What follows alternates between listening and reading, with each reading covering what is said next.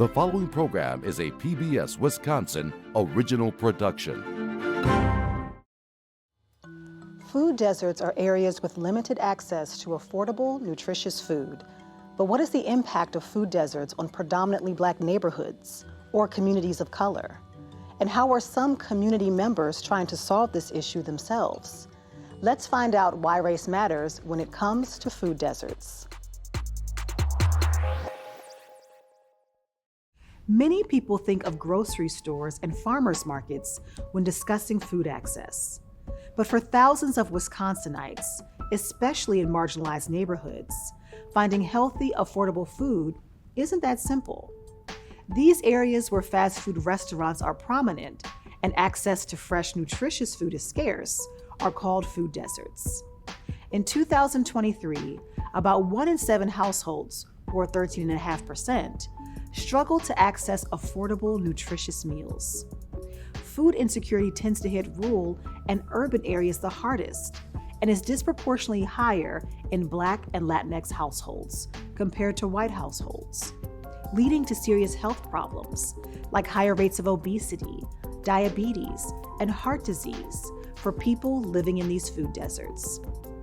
On this episode of Why Race Matters, we'll hear from the owner of Luna's Grocery, a Madison store working to change the game by bringing fresh food to neighborhoods that need it most.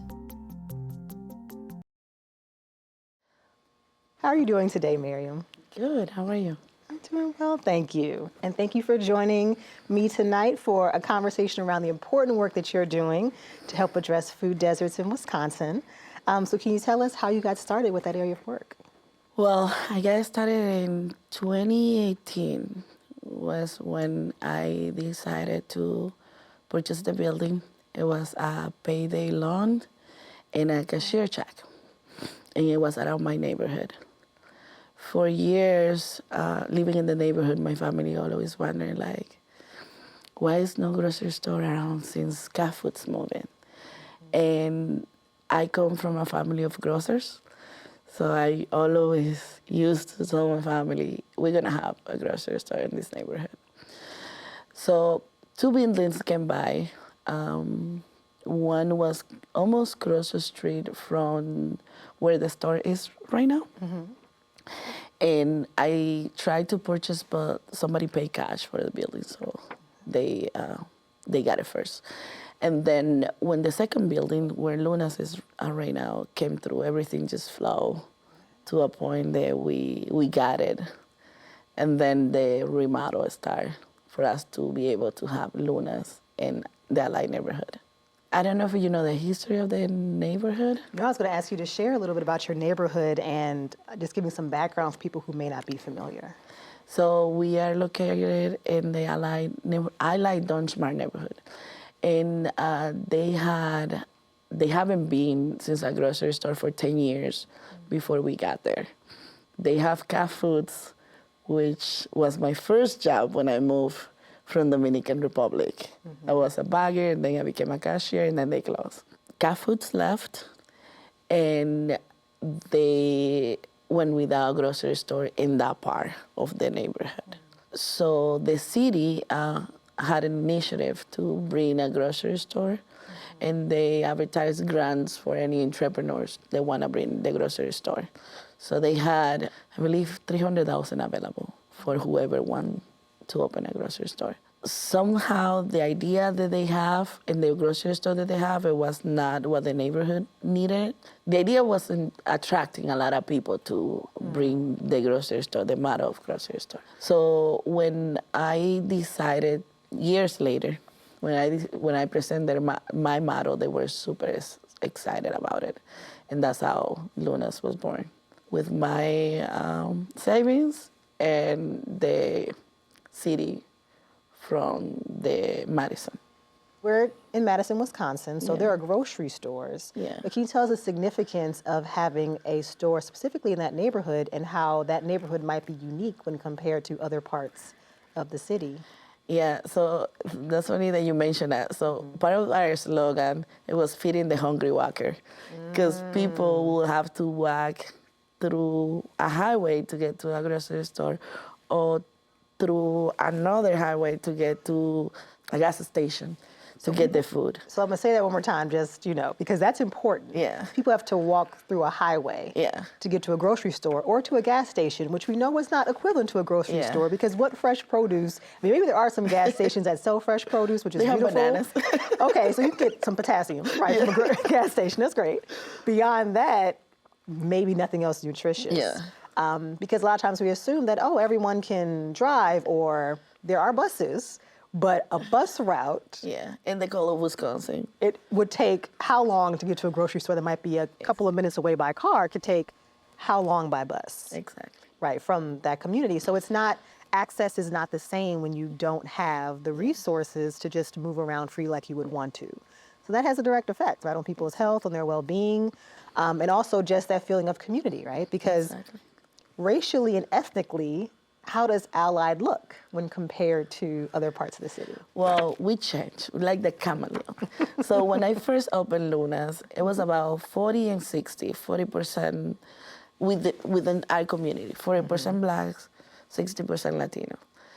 But like years before that, it was like about most of the people that lived there was African Americans. That changed with the years. And then now it's backwards, about 70% Latino and 30% Black. But still a very diverse community Yeah. when compared to other neighborhoods. Exactly. And with the Latino population, when I started the store, the majority of my customers, it was from Mexican descendants of people from Mexico. Now you can see Nicaraguans, you can see people from Colombia, you can see Venezuelans. So even within the different groups, and I don't know if that happened within African American community, for you can see people moving from another states. But even within our Latino communities, changes that impact the food and the way that people purchase food. Yes, and what are some of those changes? Like when I started, we focused a lot on meat. And the amount of vegetables that they didn't change because what we used to cook, the vegetables are almost the same. Or what people from Mexico is the people that I'm trying to satisfy. Now we have more people from Venezuela, Nicaragua, Colombia, and the way that they cook is a little different. So the stuff that I have to have in the store, vegetable-wise and meat-wise, it look different. The cuts that I have to have, it look different than when I started. And that's interesting because I think a lot of us might assume that grocery stores just have what they have, take it or leave it. And your approach sounds very much the opposite Not of my that. model. Right, so can you tell us about your model and how Okay, that might so differ than the traditional way that you think about The idea groceries? is a neighborhood grocery store. So when you walk in Luna's, I want you to feel represented. So if the majority of my neighborhood is from, let's say, Colombia, I want that when you get in, you can find the tortillas that you get in Colombia. You can find the vegetables that you use to cook. You can find the arepas that you serve with your meal. So when you buy stuff, you're not just buying stuff that is going to give you nutrition, but it's going to have an impact culturally. And I want to replicate that with like every country that I have a neighborhood that has an impact on the story of that neighborhood. And that's beautiful because providing access to healthy food is one thing, and that is valuable. I don't want to minimize that point in terms of addressing the needs of food deserts. But you're taking it a step beyond to say, I am addressing your cultural and community needs by not just providing you with food, but providing you with food that you are familiar with, that you're comfortable with, that you desire to have. Right, like I'm not trying to waste my produce, like waste your money, like things that you're actually going to And that use. happened a little bit at the beginning. So because I went to the demographic, so I brought things that I thought people would eat. And I can give you an example. So I went and bought greens because I hear the greens have a really big impact in the African American community when they do meals. But I didn't know that it was certain cuts, things that you prepare the greens before, or the type of greens that they were. So guess what happened with those greens? What happened? They did not get eaten? they went to Lowe's, and then people would be like, "Oh, but you don't have greens." I was like, "I have 3 types of greens. What are you talking about?" Got it. But this is like what I'm talking about. I just don't want to put food there and assume that you're gonna eat it. I want to put food there that you will know how to prepare and that you will like it and that will you enjoy it and bring it to your family. That is appreciated, because I can say that's been a big adjustment for me in moving to the state of Wisconsin from the East Coast, was the absence of foods that I was familiar with, and I took that for granted. I have moved around a little bit, but still in that region originally before moving to the Midwest, and could find things relatively easily. So now coming here, I'm like, oh, I'm not seeing certain things, and having to adjust or, go to Amazon or whatever to try to satisfy those pieces of home.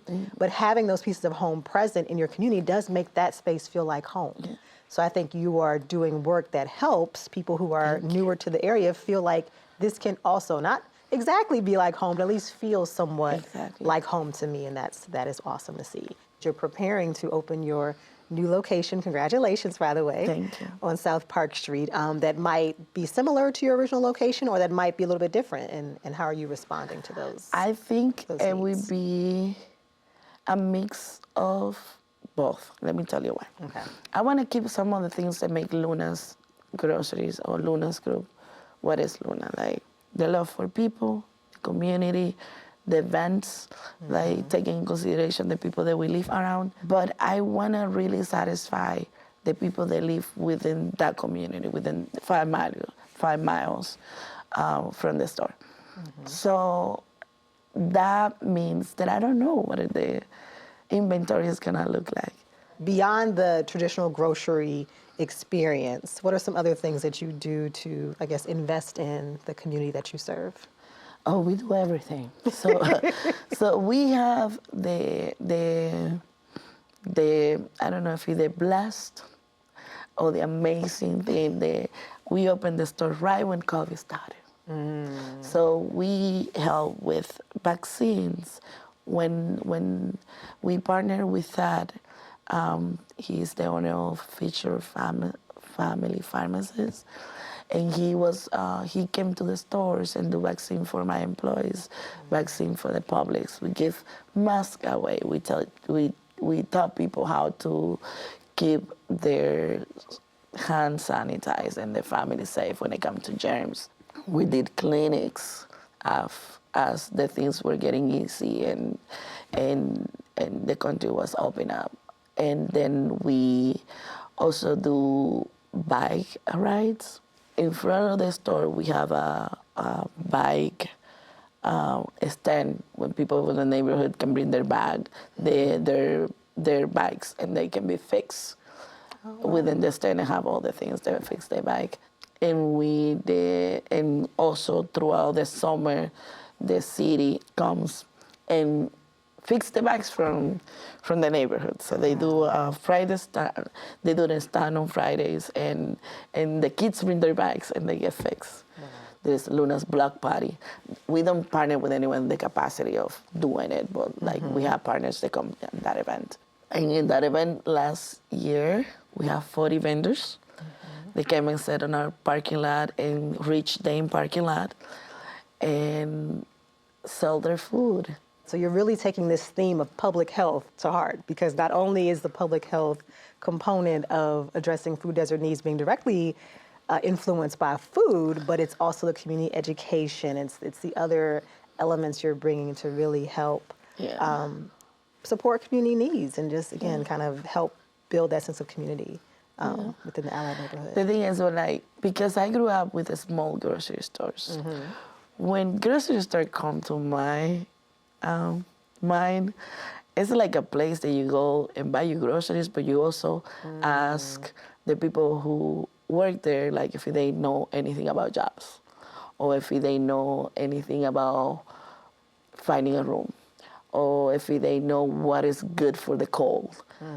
So it's not just like you going and grab stuff that you need, it's you going and finding more stuff outside of grocery for your family. What's some of the feedback that you've gotten from people over the years? People love the approach that they can come to the store and feel like they're like in a Latin country. This is music, we're playing, some laughing too loud that you think like it's people working out here. But they actually do. They work really hard. Have really good Just stuff. having a good time while they're Yeah. working hard. Not so good feedback when I first started. Trying to decide for people what they want. Not because you lead, and I think that's not a mistake that I make. I think it's a mistake that is made in different places, in places that have more decision than what I do. Trying to convince people what they want, not just because you fit this stereotype means that you're gonna like certain things. Right. I see that being part of the challenge, and Yeah. you trying to be responsive, but also like I can't be all things to all people. Exactly. So what's the middle ground? Exactly. What's the approach that you use to try to reconcile that? So when it comes to groceries, we have a suggestion box. So if it's something that is being asked for more than 10 people, that is something that we're definitely gonna bring. But it's on staples things too. They probably a lot of people don't ask, but when they ask, they will get something else. So those are the type of decisions that I deal. Have you noticed changes in your community as a result of your presence, and not just because you mentioned people coming in and responding on like how the culture of the store feels? Yeah, I feel. I always put in my post, "Ally proud." I think it comes on sort of pride to be an ally now, not just because of me, but from people that are doing like really good work. We have like the Boys and Girls Club, they're just always doing something from their neighborhood. And we have Lunas, and we have just people like Alice is somebody that lives in the neighborhood, and God bless her soul. She's always doing the stuff for the neighborhood. So like having that mix and that community, it kind of changes the fear that people have for the Ally neighborhood before. Yes. Absolutely, because I remember when I first moved here, there were certain places I was warned about Yeah. as dangerous. And I'm looking around at the lakes and I'm like, what about this city is dangerous? But it's that perception that certain places, because of who is predominantly there, Yeah. that brings fear for people. And you're absolutely like combating that by saying, no, there's beauty Exactly. in who we are as a people, as a community, and I'm Exactly. contributing to this, Yeah. and also being able to elevate and tell the story at the same time. Yeah. And I think the people will fear things they don't know. And people that are in those pockets that people fear usually put value if they see they being respected and they being brought into consideration. So when I first got here, I remember somebody telling me the story about this bakery in Milwaukee. They have protesters breaking a lot of business. And I don't know the area, but that story stuck with me.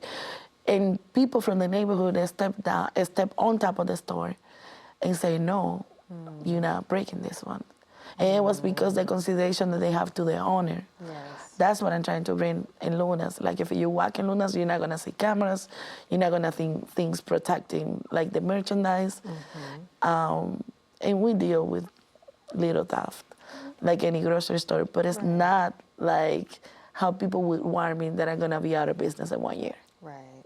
Well, what's next for Luna, aside from you getting ready for, an exciting expansion opportunity? What do you see as like the long-term future of Luna's? So my dream for my family, the legacy that I want to leave for my family is creating a model that I can put in any neighborhood in the United States. I want to own 10 stores, but like I want to create that model that you can purchase. And if you see a neighborhood that is lacking in food, but it's lacking in food because you don't have the access to transportation, you don't have the amount of people that requires to sustain a 20,000 square foot grocery store. You don't have the resources, because when you're thinking about a huge store, you need to think about resources and blueprint too. And some neighborhoods just don't have that. So the people can find Luna's model as a fix to that. Here's in a small model that you can find you fresh vegetables, fruits, healthy food that is gonna keep your family in good health condition but you don't have to go to a 20,000 square foot store, or you don't have to get out of your neighborhood, or you don't have to think about just the hassle of driving 15 minutes to get to a grocery store. And that's encouraging for people listening who might have an idea and not know how to get started, recognizing there are tons of resources in your community, in your city. Tap into those organizations, tap into those city offices, city contacts that can help you get going. And block their no's too. Like if somebody tell you no, just like block it. Block and find, the no's. Yeah, and find somebody to tell you yes. Especially if you have a very strong, like, idea, or you and your guts feel it, that it's gonna happen. Don't let those no's stop you. No, because it can be no for somebody else, but a yes for you. I like that. That's a mic drop, Miriam. Thank you for that. You're welcome. The prevalence of food deserts in predominantly Black neighborhoods highlights the deep connection between systemic inequities and public health. Addressing this issue means more than providing access to fresh food. It requires dismantling barriers, perpetuating economic and racial disparities. By prioritizing equity in food systems, we can create healthier, more just communities for all. Watch additional episodes and content at whyracematters.org.